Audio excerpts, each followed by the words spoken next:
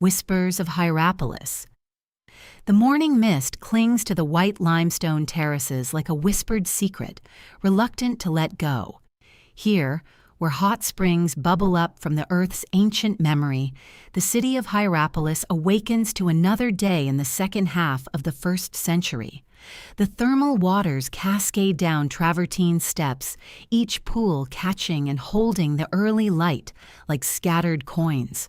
And somewhere in this city of healing waters and marble dreams, a child is learning what it means to belong to someone else. His name is Epictetus, though that name itself tells a story. Acquired one, the one who was obtained. Even his identity speaks to possession, to being claimed rather than claiming himself. But names, as he will one day teach, are just sounds we make with our mouths. What matters is what lies beneath, what cannot be bought or sold or traded in the marketplace, no matter how loudly the merchants call their wares. The streets of Hierapolis hum with the eternal rhythm of commerce and devotion. Pilgrims arrive daily, drawn by the promise of the sacred waters, their faces etched with hope and desperation in equal measure. They come seeking healing for bodies worn down by the weight of living, for spirits crushed under burdens too heavy to name. The sick and the searching mingle with merchants hawking remedies and priests offering blessings for the right price. In the early hours before the sun climbs high enough to make the marble burn beneath bare feet, you can hear the city breathing, the soft splash of water over stone, the distant chanting from the temple of Apollo, the creak of wooden wheels on cobblestones as vendors push their carts toward the market squares, and underneath it all, the quiet shuffle of those who serve. Those who move through this world of beauty and possibility like shadows, present but not quite seen. Epictetus moves among these shadows. His small hands learn the weight of water jars, the precise angle needed to pour wine without spilling, the art of making himself useful without drawing attention. In the households of Hierapolis, enslaved children learn quickly that visibility can be dangerous. Better to anticipate needs before they're spoken. Better to read the subtle shifts in mood that might mean safety or sudden pain. But even in servitude, the mind wanders. Standing in courtyards while his master conducts business, Epictetus watches the free citizens debate philosophy in the shade of cypress trees. Their voices carry on the warm air, discussing virtue and wisdom and the nature of the good life. These conversations float just beyond his reach, like fruit hanging from branches too high to grasp. Yet somehow the words find their way into the quiet spaces of his thoughts. The irony is not lost on the gods, perhaps, that in a city famous for its healing waters, a boy learns his deepest lessons about freedom while wearing chains. Not literal chains of iron and bronze, though those exist too in the slave markets that line the lower terraces. No, his chains are made of assumption and law and the simple, terrible fact that his body belongs to another human being who can do with it as he pleases. Watch him in the evenings when the day's work is done and the household settles into the rhythm of dinner and conversation. While others serve and clear and tend to the endless needs of those who own them, his eyes are alert, absorbing. He listens to discussions of stoic philosophy that drift from the dining couches, words about controlling what you can control, about the difference between what happens to you and how you choose to respond, about finding freedom in the one place no master can reach, the sanctuary of your own mind. These ideas take root in soil that might seem barren but prove surprisingly fertile. What does a slave know about control? Everything, it turns out. He knows the exact boundaries of his physical freedom, measured in steps and permissions, and the constant awareness of who holds the key to his movements. But he's beginning to understand that there might be territories within himself that no one else can govern. The white cliffs of Hierapolis rise like ancient guardians around the city, their surfaces carved smooth by millennia of mineral-rich water. Standing at their base, you feel the weight of time, the sense that countless lives have played out their small dramas against this eternal backdrop.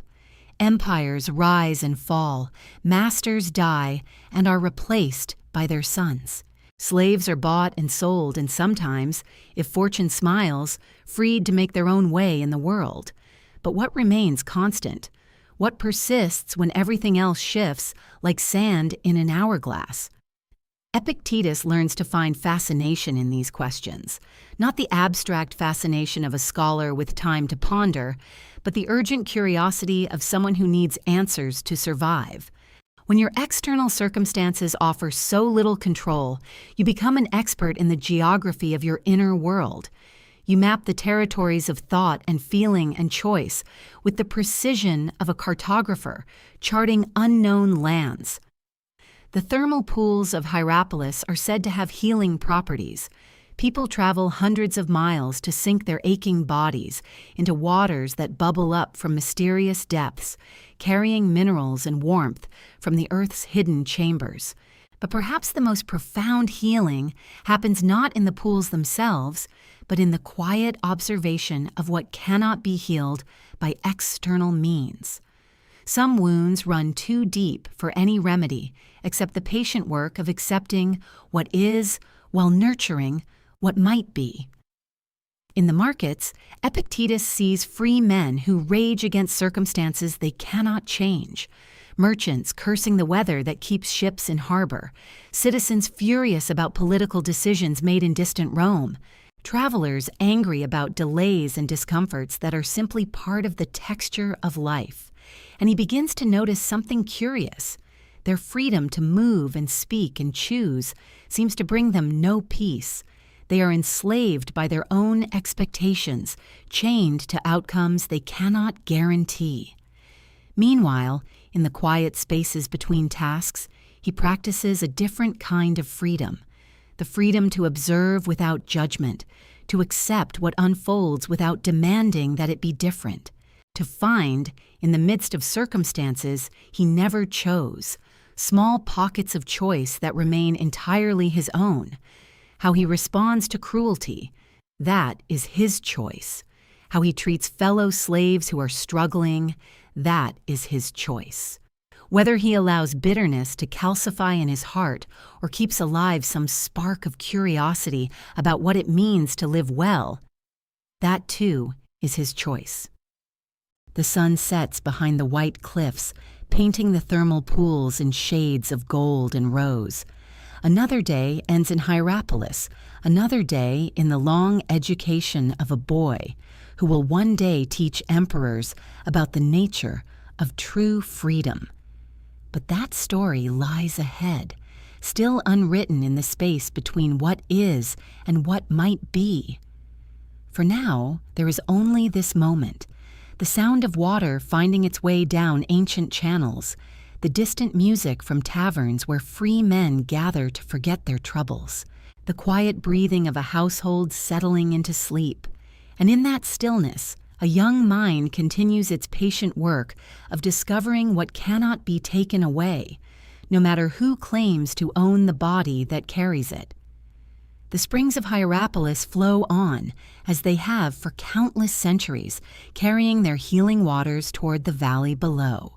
And in their constant movement there is perhaps a lesson about persistence, about finding your way forward even when the path is carved by forces beyond your control. What does it truly mean to be free? The question hangs in the warm night air like incense, waiting for answers that will come only through the slow alchemy of experience and reflection. Some lessons cannot be taught. They can only be lived into, one choice at a time. Rome's embrace, chains of fate. The journey from Hierapolis to Rome takes weeks. Weeks of dusty roads and cramped wagons, of sleeping under unfamiliar stars. Young Epictetus watches the landscape change through the slats of the cart that carries him toward his new life. The mountains give way to rolling hills, then to the vast plains that stretch toward the eternal city. When Rome finally appears on the horizon, it rises like a fever dream of marble and ambition. the sheer scale of it. The way it sprawls across 7 hills, reaching toward the sky with temples and aqueducts and monuments to human achievement. For a boy who has known only the provincial rhythms of Hierapolis, Rome feels like stepping into the realm of the gods themselves. The marketplace assaults his senses immediately, the cacophony of voices haggling in a dozen languages. Latin mixing with Greek, Egyptian, Germanic tongues creating a symphony of human commerce. Vendors cry out their wares from wooden stalls that line the cobblestone streets. Fresh bread, still warm from the ovens. Silk from the east, finer than anything in the empire. Wine from the hills of Gaul. The smells layer themselves in the air like invisible tapestries. Roasting meat from the food vendors mingles with the sharp tang of vinegar, the sweet perfume of exotic spices, the earthier scents of leather and wool. Somewhere nearby, a blacksmith's forge sends sparks dancing into the afternoon light, adding the metallic bite of hot iron to the aromatic chaos. Epictetus tries to take it all in. The way the light catches on polished bronze mirrors displayed at a merchant stall, the intricate patterns woven into carpets from distant provinces, the careful pyramids of olives and dates arranged to tempt passers-by. There's an energy here that feels almost electric, as if the very stones beneath his feet pulse with the heartbeat of empire. But even in the midst of this overwhelming abundance, he notices the chains. Not just his own, but the invisible ones that seem to bind everyone in their own particular ways. The merchant who smiles too widely while his eyes dart nervously toward his competitors. The well-dressed matron who clutches her purse close while eyeing the jewelry she cannot quite afford. The senator's son who laughs too loudly at his friends' jokes, desperate for their approval. Freedom, it seems, is more complex than he had imagined. His new master, Epictetus, is a freedman himself, a former slave who has risen to become one of the most powerful men in the imperial court.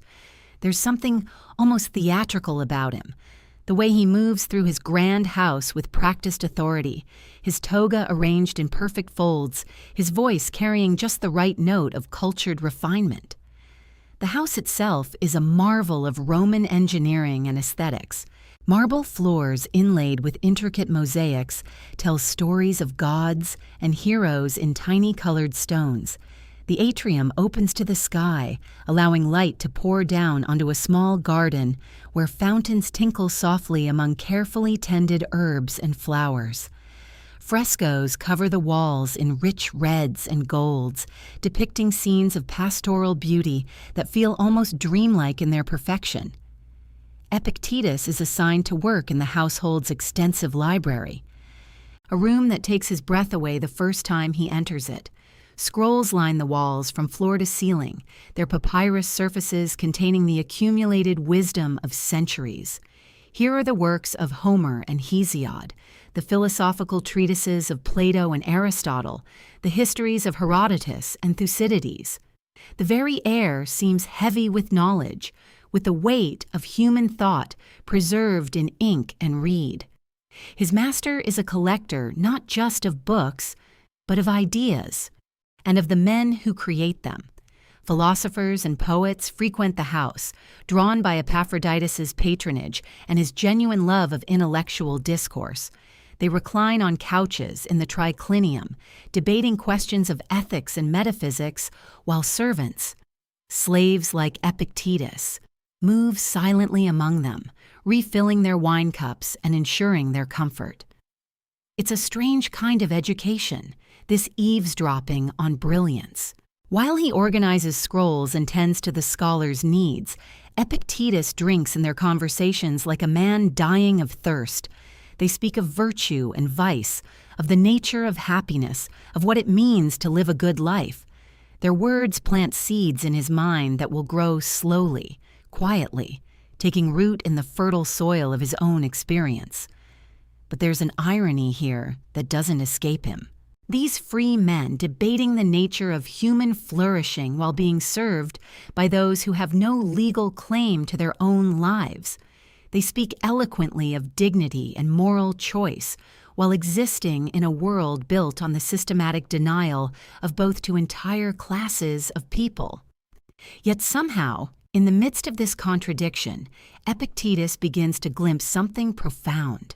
He watches his fellow slaves, the way some carry themselves with quiet dignity despite their circumstances, while others seem broken by the weight of their bondage.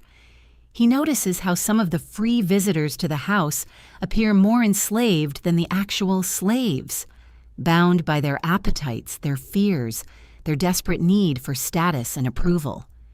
The old woman who tends the kitchen garden becomes one of his quiet teachers. She moves among her herbs with a kind of serene purpose, her weathered hands gentle with the tender shoots. "The mint doesn't worry about being mint," she tells him one afternoon as they work together in the fading light. "It just grows, puts down roots where it finds itself, reaches toward whatever sun it can find." Her words settle into his mind alongside the more formal philosophy he overhears in the library. There's wisdom in both, in the careful arguments of the scholars and in the simple observations of those who have learned to find peace within constraint. The seasons turn in Rome with their own particular rhythms. The hot summers when the wealthy flee to their country villas, leaving the city to simmer in its own intensity. The mild winters when rain turns the streets to mud and everyone huddles closer to their braziers. The glorious springs when the 7 hills bloom with wildflowers and the very air seems to sparkle with possibility. Through it all, Epictetus learns to navigate the complex social geography of his new world. He discovers which corridors to avoid when certain guests are visiting, which scholars appreciate a slave who can discuss their ideas intelligently, and which ones prefer to pretend he doesn't exist at all. He learns to read the subtle signs of his master's moods, to anticipate needs before they're spoken. But perhaps most importantly, he learns to guard the growing flame of his inner life, that space within himself where he remains free to think, to question, to choose his responses to whatever circumstances he faces. It's a delicate balance, this cultivation of inner freedom within outer bondage, like tending a candle in a windstorm, requiring constant attention, constant care. The great city continues its eternal dance around him, indifferent to his small struggles and quiet revelations. But in the silence of his own heart, something is taking shape, a philosophy born not from abstract reasoning, but from the daily practice of finding dignity within indignity, choice within constraint. The seed of Stoicism. The seasons turn in Rome as they do everywhere, autumn giving way to winter, winter to spring.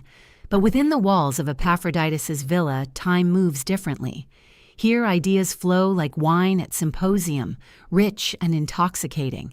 And Epictetus, quiet, observant Epictetus, finds himself drawn deeper into currents he never knew existed.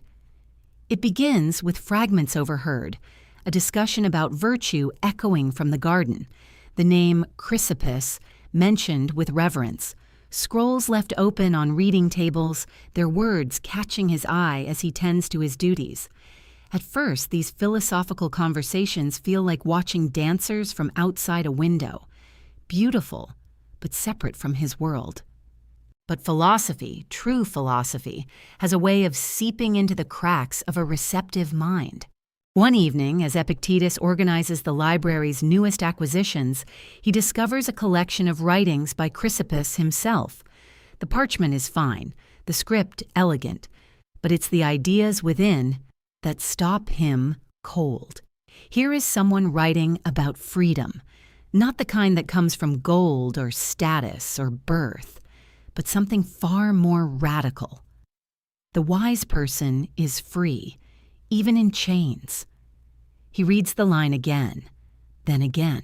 His fingers trace the words as if they might reveal some hidden meaning beneath their surface. Around him, the library settles into evening quiet, oil lamps casting dancing shadows on the walls. But inside his mind, something is awakening. The next morning brings new understanding, as he watches Epaphroditus receive visitors, senators and merchants, philosophers and poets. Epictetus begins to see what he couldn't before. These men, for all their freedom to come and go, carry their own chains. The senator frets about public opinion. The merchant worries constantly about his ships at sea. Even his master, cultured and kind as he is, seems bound by 1,000 invisible threads of obligation and expectation. Who, then, is truly free? The question follows him through his daily tasks. As he sweeps the courtyard, he considers it. As he serves wine to guests, it whispers in his ear. As he lies on his simple bed at night, it keeps him wakeful and wondering.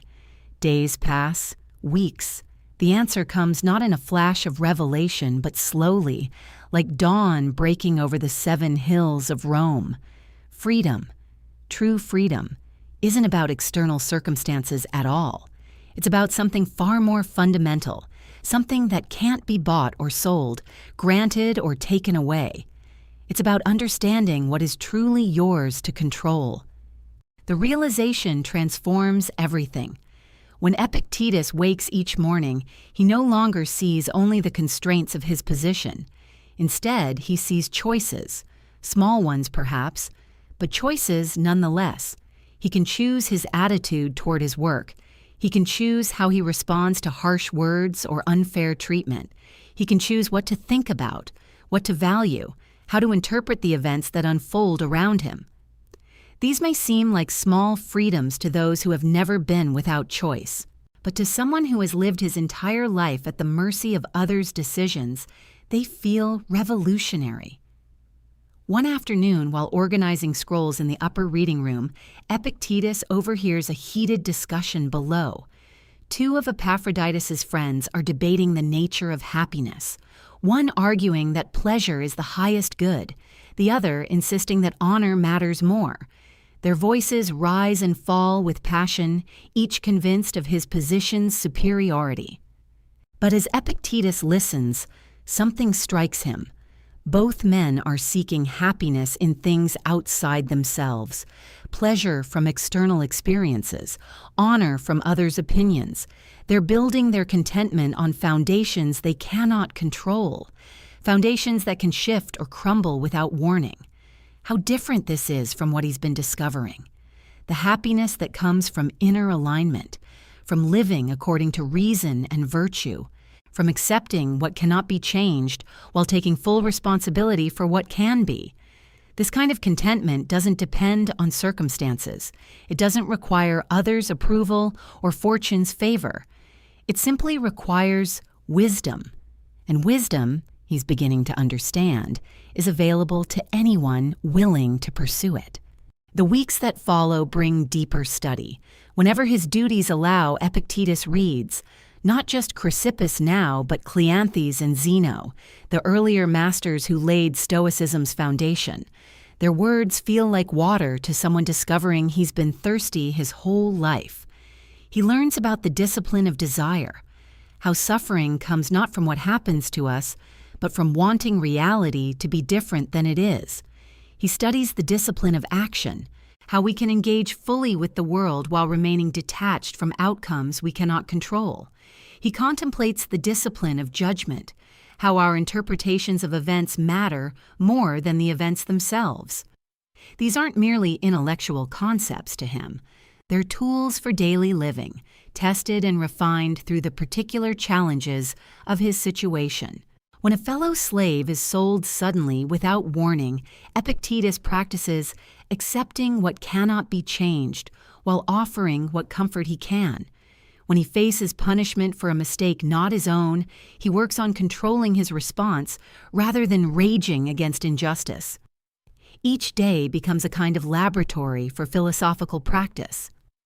Sometimes, in quiet moments, he imagines what it might be like to share these insights with others. To sit in a garden somewhere, surrounded by students eager to learn not just about philosophy, but about living, really living, with wisdom and dignity regardless of circumstances. The dream feels impossibly distant, yet somehow inevitable. For now, though, His classroom is this villa, his teachers these borrowed scrolls, his students the various parts of himself that are slowly learning to work in harmony. The angry part that wants to rebel, the fearful part that wants to hide, the hopeful part that wants to dream of different futures, all of them gradually coming under the gentle guidance of reason.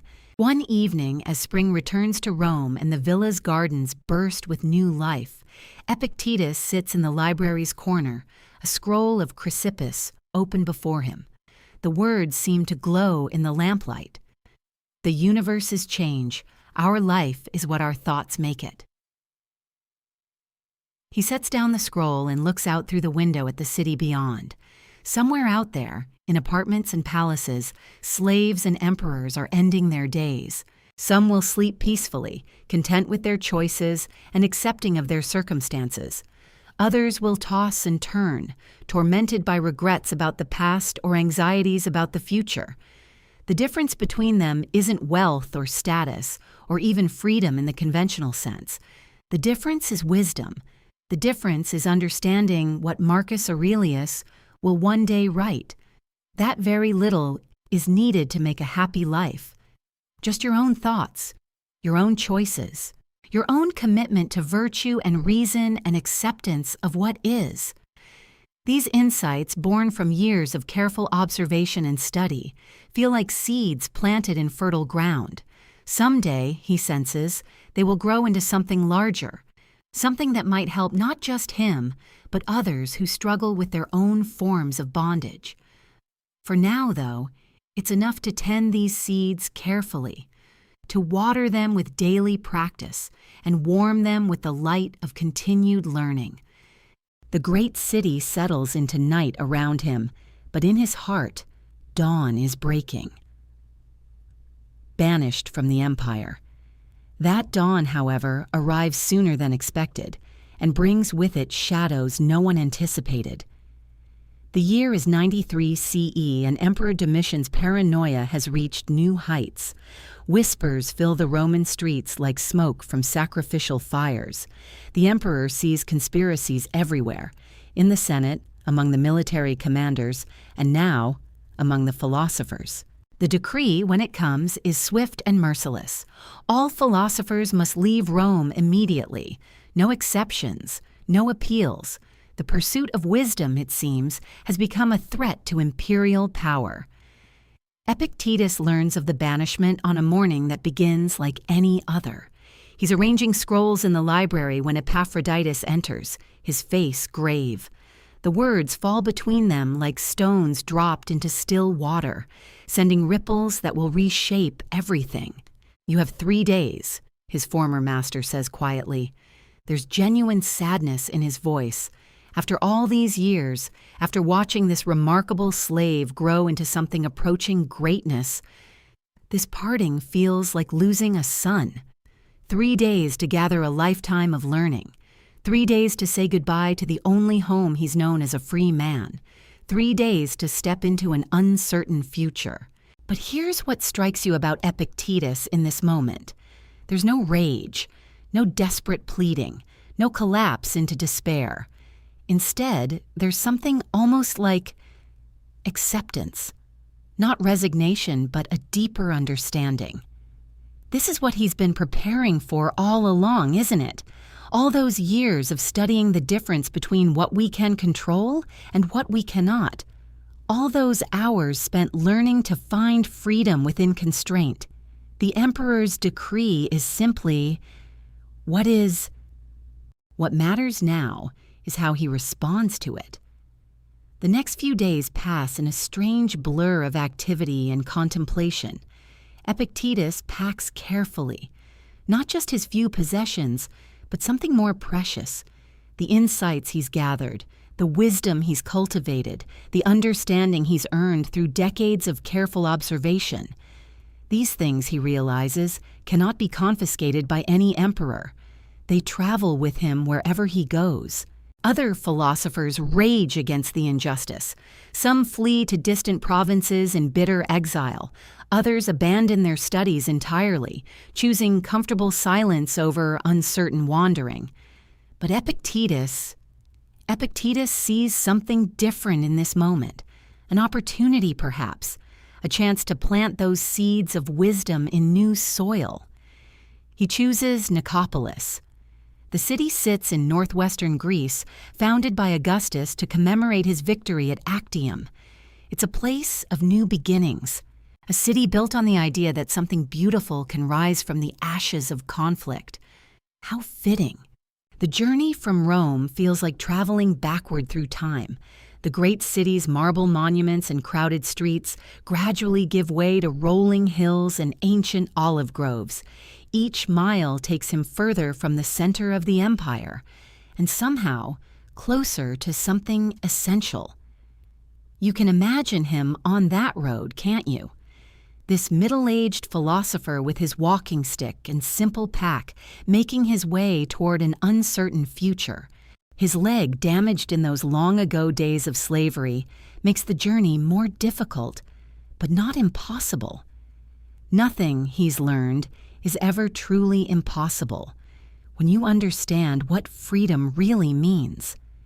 The other travelers on the road see only a displaced academic, another victim of imperial caprice. They don't see the quiet revolution happening in his heart, the way he's transforming exile into pilgrimage, banishment into liberation. As the landscape changes around him, something shifts inside as well. Rome, for all its grandeur, had been a place of constraints, social hierarchies, political pressures, the constant need to navigate between competing loyalties and dangerous opinions. Out here, on the open road, there's space to breathe, space to think, space to imagine what might be possible when wisdom is freed from the confines of private libraries and exclusive gatherings. What if philosophy could be accessible? What if the insights that have sustained him through slavery and freedom alike could reach ordinary people facing their own daily struggles?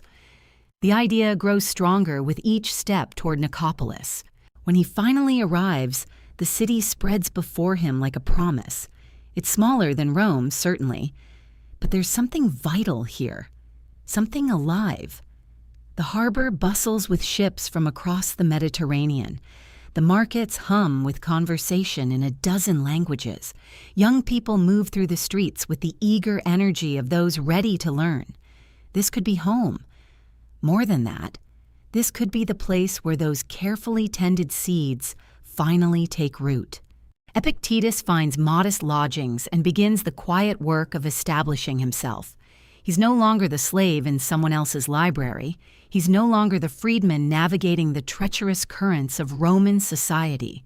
He's simply a teacher with something valuable to offer. The first students come slowly. Word spreads gradually through Nicopolis that there's a philosopher from Rome, someone who speaks not just about abstract principles, but about the practical art of living well. They gather in a simple room.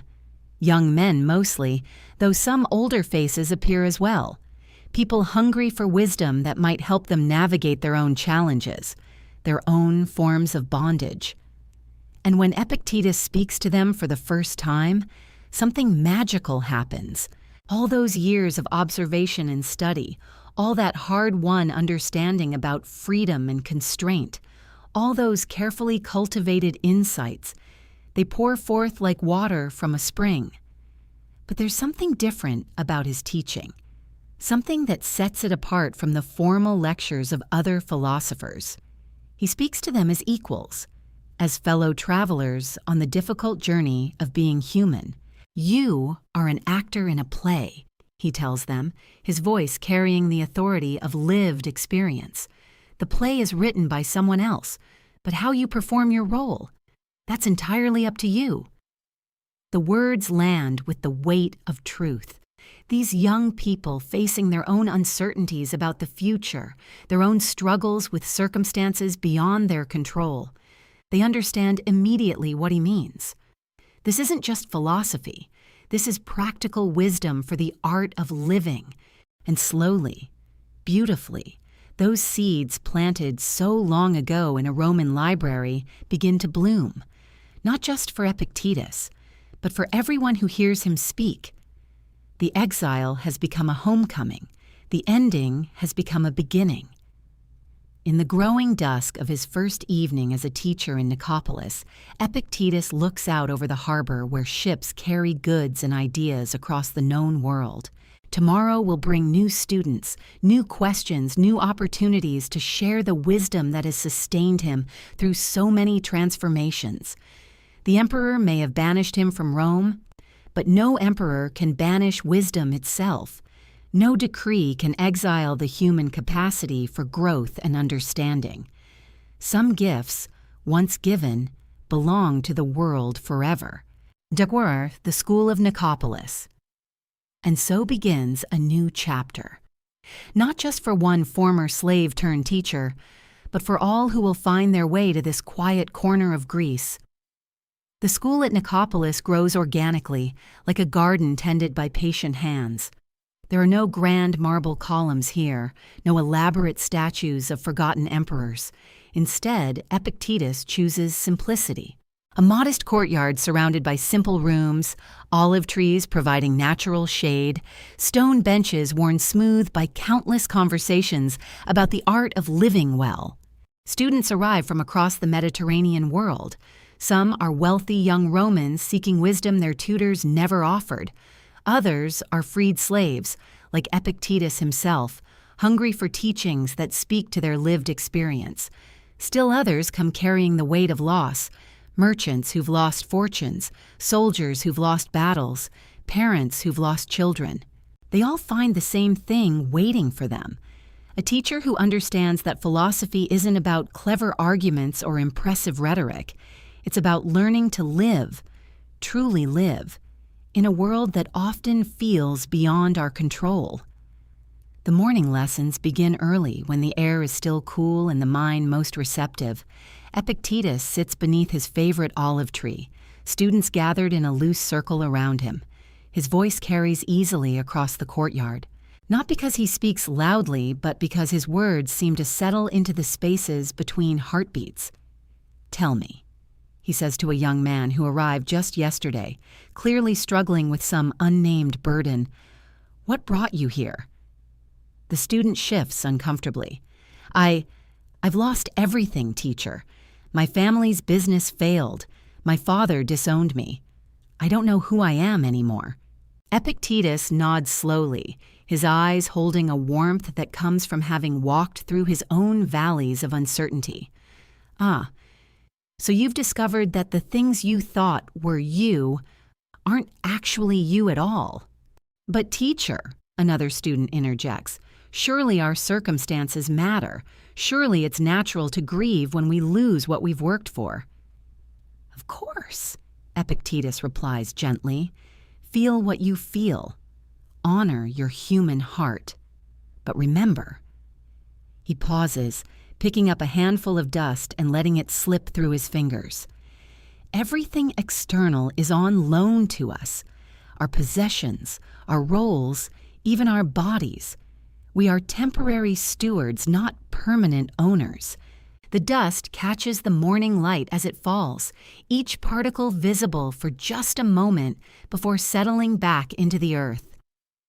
What belongs to you," he continues, "truly belongs to you, is how you choose to meet each moment. Your thoughts, your responses, your capacity for wisdom and compassion. These things no emperor can confiscate. No misfortune can steal." A woman in the circle speaks up, her voice barely above a whisper. "But teacher, how do we practice this? How do we remember these truths when life feels overwhelming?" This is the question Epictetus has been waiting for, not the abstract philosophical puzzles that occupied the schools in Rome, but the practical wisdom that transforms ordinary days into opportunities for growth. "Start small," he suggests. "Begin with the next thing that irritates you today. Someone cuts in front of you at the market. A friend says something thoughtless. Your dinner burns." He smiles. "These small frustrations, they are your gymnasium, your training ground." Instead of immediately reacting, pause. Ask yourself, Is this within my control or outside it? If it's outside your control, practice letting it be what it is. If it's within your control, respond from wisdom rather than impulse. The students lean forward, sensing something valuable being offered. This isn't philosophy as intellectual exercise. This is philosophy as daily practice, as accessible as breathing. But what about the big things? Asks a middle-aged man whose weathered hands suggest years of hard labor. Death, illness, war. How do we find peace when facing real suffering? Epictetus's expression grows more tender. Here is the heart of everything he's learned through decades of constraint and liberation, loss and discovery. We practice on the small things, he says quietly, so we have strength for the large ones. Every moment of choosing wisdom over reactivity builds our capacity. Every time we remember what truly belongs to us, we become a little more free. The courtyard falls silent except for the gentle rustling of olive leaves and the distant sound of waves against the Adriatic shore. Each student sits with their own version of this ancient struggle, the gap between how life is and how we wish it were. Consider the olive tree, Epictetus continues, gesturing to the branches above them. It doesn't resist the wind or demand that storms never come. It bends. It endures. It continues growing toward the light, not because it's passive, but because it understands its nature. Your nature, our human nature, includes the capacity for reason, for choice, for finding meaning even in difficulty. We are designed to grow through challenge, not in spite of it. A young woman who has been quietly listening finally speaks. Teacher, this sounds beautiful in theory, but when I'm lying awake at 3 a.m, worried about my sick child or my aging parents, how do I remember any of this? Epictetus leans forward slightly, his voice becoming even more gentle. In those moments, you don't need to remember everything. Just remember this: you love them. That love, that care you feel, it's not weakness. It's your humanity expressing itself. You cannot control whether your child gets sick or your parents age, but you can control how you show up for them. You can choose presence over panic. You can choose to be fully there instead of lost in imaginary futures that may never happen. The woman's shoulders seem to soften slightly, as if some invisible weight has shifted. This is the paradox we practice here, Epictetus continues, addressing the whole circle again. We care deeply, and we hold lightly. We engage fully with life, while remembering that we are not life's puppet masters.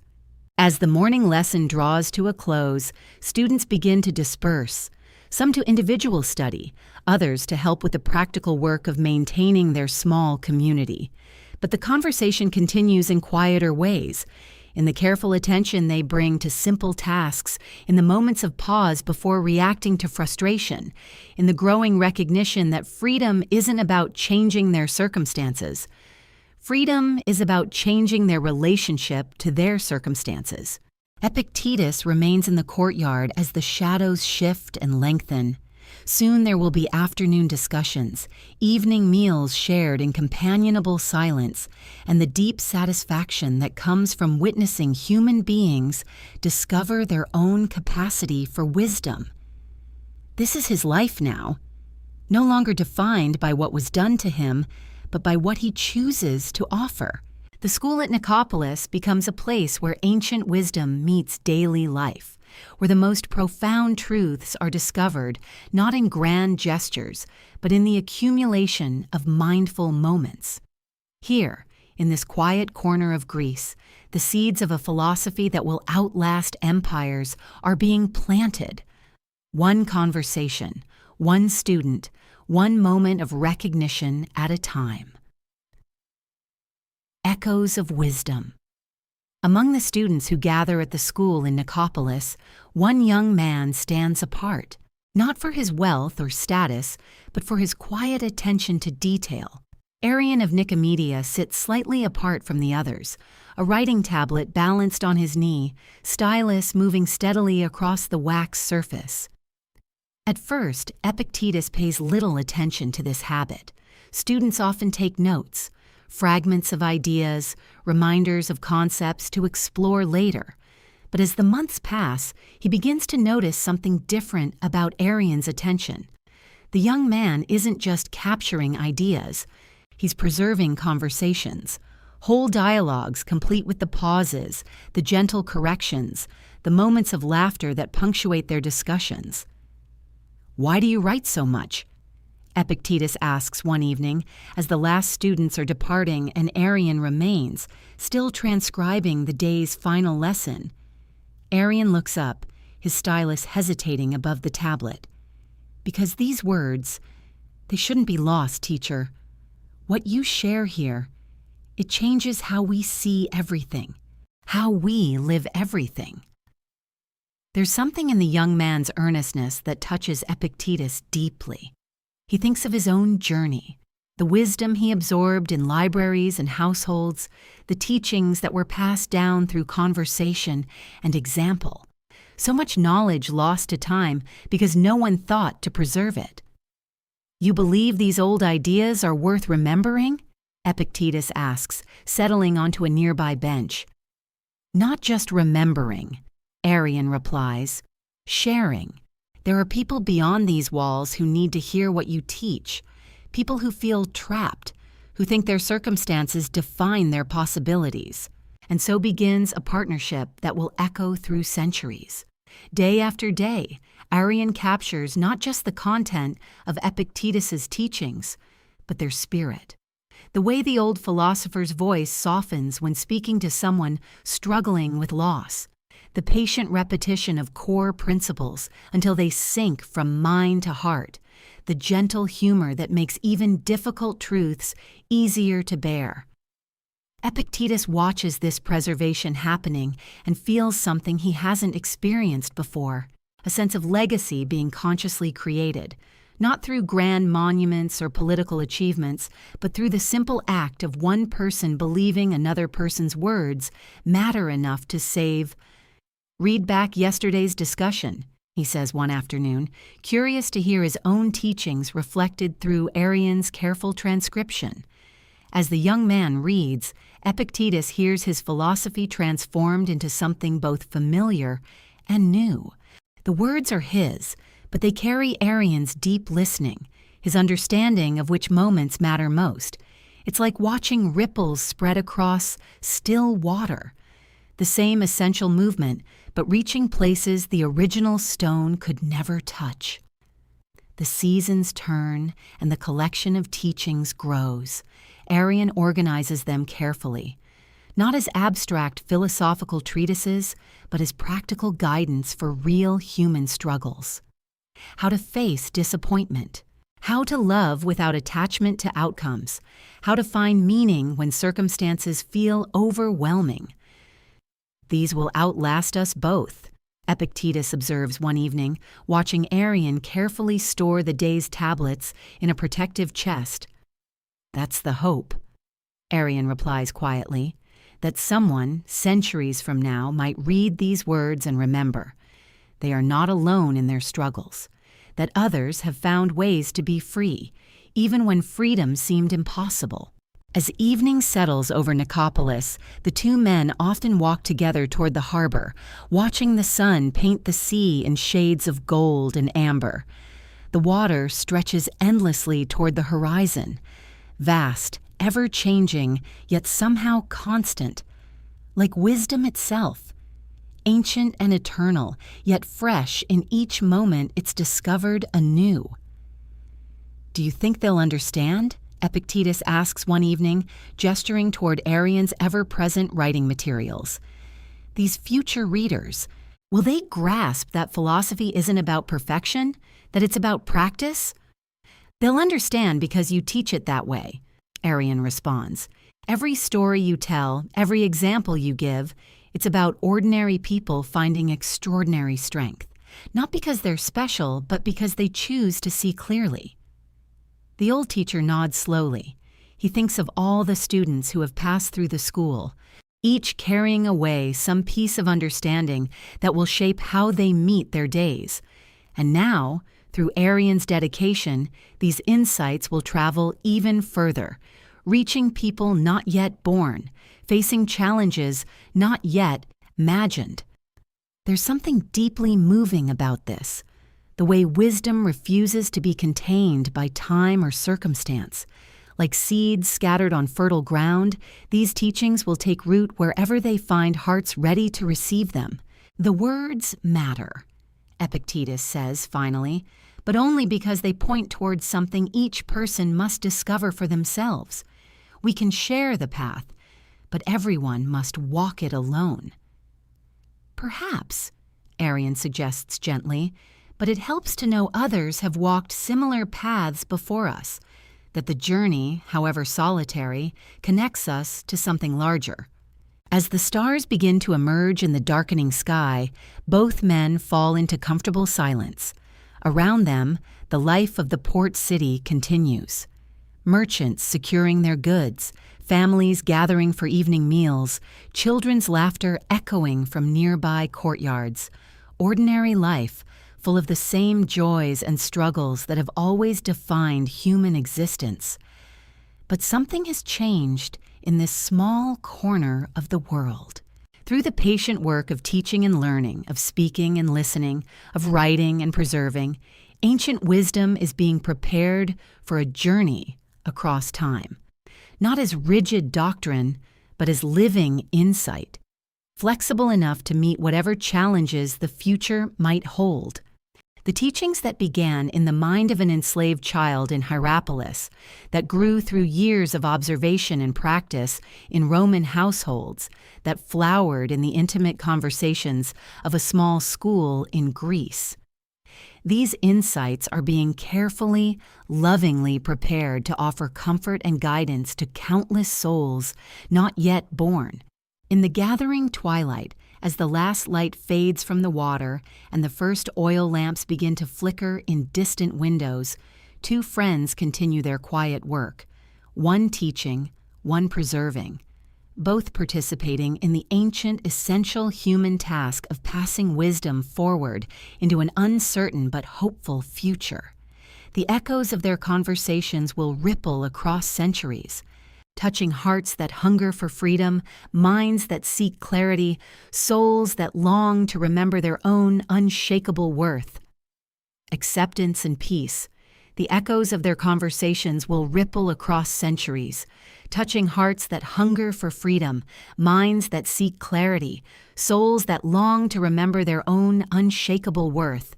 And in those teachings, preserved through Arrian's devoted hands, lies perhaps the most profound gift Epictetus offers to every weary soul who finds their way to his wisdom: the understanding that acceptance is not surrender, but the beginning of true peace. Picture him now, in those final years in Nicopolis, sitting simply at a wooden table as evening light filters through his modest dwelling. His hands, once bound by chains, now free to break bread with gratitude. His eyes, which witnessed both slavery and liberation, now seeing clearly what matters and what does not. Before him lies a simple meal, bread still warm from the baker's oven, olives glistening with oil pressed from ancient groves, water drawn cool from the well. Each element a reminder of life's essential gifts, the ones that require no performance, no comparison, no endless striving to earn. He takes the bread with the same reverence, whether it is coarse or fine, drinks the water with equal gratitude, whether served in clay or silver, for he has learned what so many spend lifetimes seeking, that contentment lives not in what we possess, but in how we receive what life offers. Remember, he might say to a student struggling with disappointment, you are an actor in a play written by another. If the part is short, play it well. If it is long, play it well. Your task is not to choose the role, but to perform it with grace, This is the wisdom he offers to every soul carrying burdens too heavy for their shoulders, to every heart that has forgotten its own worth while measuring itself against others, to every mind that exhausts itself trying to control what was never theirs to control. In his teachings, we find permission to set down what was never ours to carry. We discover that true strength lies not in forcing outcomes, but in choosing our responses. We remember that freedom exists not in having everything we want, but in wanting nothing we cannot have with honor. The evening deepens around his simple table, and Epictetus feels the profound satisfaction of a life lived in accordance with wisdom. Not a perfect life, for he knows perfection is not the goal, but a life aligned with truth, seasoned with acceptance, flavored with gratitude for what is, rather than longing for what might be. His students have returned to their homes, carrying with them not complex theories, but simple practices, the daily examination of conscience, the gentle reminder that this too shall pass, the revolutionary understanding that their thoughts belong to them, and therefore their peace does too. And now, as night settles over Nicopolis like a soft blanket, as stars emerge to witness another day's end, we too can feel that same peace settling into our bones. We can release the day's performances, the comparisons, the weight of others' expectations. We can remember with Epictetus as our gentle guide that we are enough exactly as we are. For in his life we see reflected our own possibility. In his journey from slavery to freedom, we recognize our own path from bondage to liberation. In his simple acceptance of what life offered, we find our own invitation to peace. The lamp burns low in his dwelling, casting dancing shadows on walls that have heard so much wisdom spoken. And in that gentle light, we can almost see him smiling, knowing that somewhere across the centuries, tired souls are finding their way home to themselves through the timeless truth he discovered. That what lies within our power is everything we need, and what we must accept with grace is simply the rest of this beautiful, difficult, perfectly imperfect human experience.